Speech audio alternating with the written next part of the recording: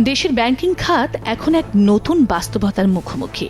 যখন বেসরকারি কিছু দুর্বল ব্যাংক উদ্ধারে ব্যস্ত বাংলাদেশ ব্যাংক ও অর্থ মন্ত্রণালয়, তখন ভেতর থেকে ভেঙে পড়ছে রাষ্ট্রায়ত্ত বাণিজ্যিক ব্যাংকগুলো।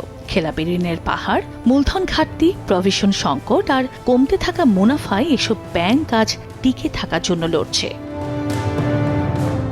যদিও 4 রাষ্ট্রায়ত্ত ব্যাংক দেশের অর্থনীতির প্রধান স্তম্ভ, কিন্তু আজ তারা নিজেদের অস্তিত্ব টিকিয়ে রাখার লড়াই করছে। স্বাধীনতার পরপর নবীন দেশের শিল্পায়ন ও ব্যবসা বাণিজ্যের সম্প্রসারণে যদিও রাষ্ট্রায়ত্ত বাণিজ্যিক ব্যাংকগুলো এক মহীরুহ ভূমিকা পালন করে, ধীরে ধীরে এগুলো নির্দেশিত ঋণ, সরকারের সঙ্গে সম্পৃক্ত দুষ্ট চক্রের চাপ, আধুনিক সেবা পণ্য আর সঠিক প্রযুক্তি ব্যবহারের অভাবে অনেকটা মান্ধাত্তার আমলের প্রতিষ্ঠানে পরিণত হয়।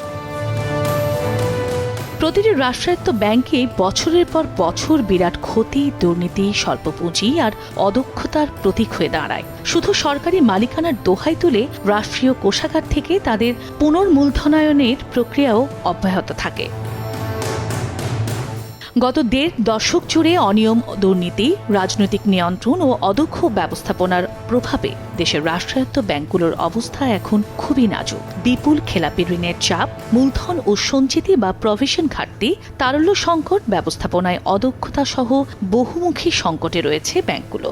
অন্যদিকে প্রযুক্তিগত উন্নয়ন এবং সরকারি চালান আদায় ও সঞ্চয়পত্র বিক্রিতে বেসরকারি ব্যাংকগুলো যুক্ত হওয়ায় রাষ্ট্রায়ত্ত ব্যাংকগুলোর দায়িত্ব ও কাজ এখন একেবারেই সীমিত হয়ে পড়েছে। কাজ কমে যাওয়ায় ব্যাংকগুলোর কর্মকর্তা কর্মচারীরা অলস সময় পার করছেন। ঋণ দুর্বৃত্তায়নের চরম কিছু নিদর্শন দেখা গেছে রাষ্ট্রায়ত্ত ব্যাংকগুলোতে। বিনিময়ে যে টেবিলের নিচ দিয়ে মোটা টাকা লেনদেন হয়েছে তাতে সন্দেহ নেই। বিনিময়ে সরকারকে বছরের পর বছর গুনতে হয়েছে বিরাট অঙ্কের ক্ষতি। সাধারণ জনগণের উন্নয়নের টাকা হয়েছে ধ্বংস।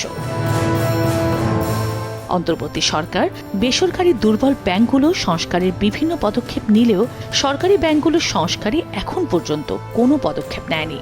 সরকারি ব্যাংকগুলো পুরনো ধাঁচেই চলছে, যা আর্থিক খাতের জন্য ঝুঁকি সৃষ্টি করছে।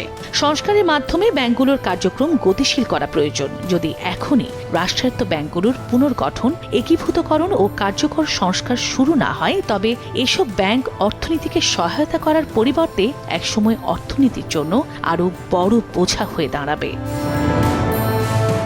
রাষ্ট্রায়ত্ত ব্যাংকগুলোর এই করুণ দশায় প্রশ্ন জাগছে, টিকে থাকবে তো রাষ্ট্রায়ত্ত ব্যাংকগুলো? আর টিকিয়ে রাখতে হলে কি পদক্ষেপ নেওয়া জরুরি? রাষ্ট্রায়ত্ত ব্যাংকগুলোর বর্তমান সংকটের পেছনে সবচেয়ে বড় কারণ রাজনৈতিক প্রভাব ও দুর্নীতি। গত 1.5 দশকে, সত্যি বললে তার চেয়েও বেশি সময় ধরে রাষ্ট্রায়ত্ত ব্যাংকের শীর্ষ পদগুলোয় যেসব নিয়োগ দেওয়া হয়েছে তার একটি বড় অংশই রাজনৈতিক প্রভাবে নিয়োগ দেওয়া হয়। ফলে ব্যাংকগুলোয় নজিরবিহীন লুটপাট ঘটেছে। কেন্দ্রীয় ব্যাংকের তথ্য অনুযায়ী চলতি বছরের জুনের শেষে কেবল রাষ্ট্রায়ত্ত প্রধান 4 ব্যাংকের খেলাপি ঋণের পরিমাণ 1,46,361 কোটি টাকায় ঠেকেছে। বিতরণ করা ঋণের 48.10% এখন খেলাপি। আবার খেলাপি ঋণের বিপরীতে প্রভিশন বা নিরাপত্তা সঞ্চিতি সংরক্ষণেও ব্যর্থ হচ্ছে ব্যাংকগুলো। সোনালী ব্যাংক ছাড়া বাকি 3 ব্যাংকের সঞ্চিতি ঘাটতির পরিমাণ দাঁড়ায় 68,036 কোটি টাকা। এই 6 মাসে জনতা ব্যাংক আবার 2,072 কোটি টাকার নিট লোকসানও গুনেছে। এর বাইরে বেসিক ব্যাংকের লোকসান ও ক্ষত আরও বেশি গভীর হয়েছে। ব্যাংকটির ঋণের 8,930 কোটি টাকাই খেলাপি, যা বিতরণ করা ঋণের 69.20%। আর বাংলাদেশ ডেভেলপমেন্ট ব্যাংকেরও বিতরণ করা ঋণের 42.10% খেলাপির খাতায় চলে গেছে। বিতরণ করা ঋণের অর্ধেকের কাছাকাছি খেলাপি হওয়ায় সেটি ব্যাংকের মূলধন ও আর্থিক স্থিতিশীলতার জন্য বড় ঝুঁকি তৈরি করছে। খেলাপি ঋণের বিপরীতে প্রভিশন বা নিরাপত্তা সঞ্চিতিও যথাযথভাবে রাখা হচ্ছে না। এটি ব্যাংকগুলোর ঝুঁকি ব্যবস্থাপনার দুর্বলতার প্রমাণ। এতে ব্যাংকগুলোর আর্থিক নিরাপত্তা দুর্বল হয়ে পড়ছে। সঞ্চিতি ঘাটতি ও ঋণ বিতরণের নেতিবাচক প্রবৃদ্ধি প্রমাণ করে যে এ ব্যাংকগুলো দেশের অর্থনৈতিক প্রবৃদ্ধিকে গতিশীল করার পরিবর্তে এখন নিজেরাই টিকে থাকার লড়াই করছে। রাষ্ট্রায়ত্ত ব্যাংকগুলোর কর্মকর্তাদের নিয়মিত কাজ কমে যাওয়ার বাস্তবতা তাদের ঋণ বিতরণের তথ্যে স্পষ্ট।